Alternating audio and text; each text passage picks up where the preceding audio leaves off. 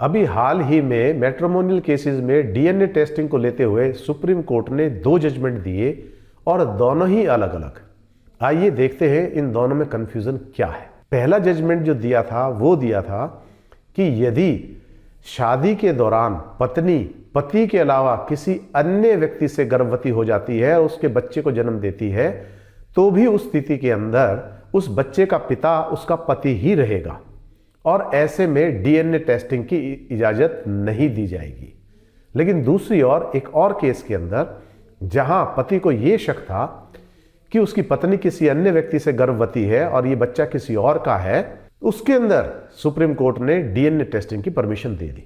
आइए इन दोनों बातों को गहराई से जांचते हैं, ऐसा क्यों हुआ। पहले केस के अंदर सुप्रीम कोर्ट का मानना यह है यदि बच्चा नाजायज या जायज इसका पता समाज को लग जाता है, परिवार को लग जाता है, तो उस बच्चे की जिंदगी दुभर हो जाती है।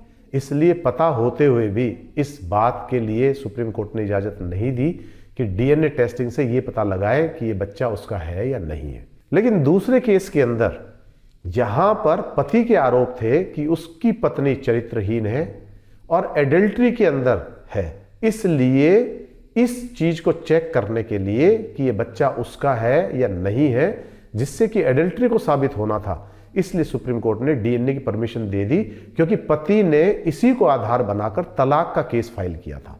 तो दोनों सूरत के अंदर स्थिति अलग अलग है, इसलिए फैसले मैट्रिमोनियल केस में डीएनए टेस्टिंग को लेकर अलग अलग आए हैं। विवेचना जुडिशरी एकेडमी, आपका लक्ष्य हमारा विश्वास।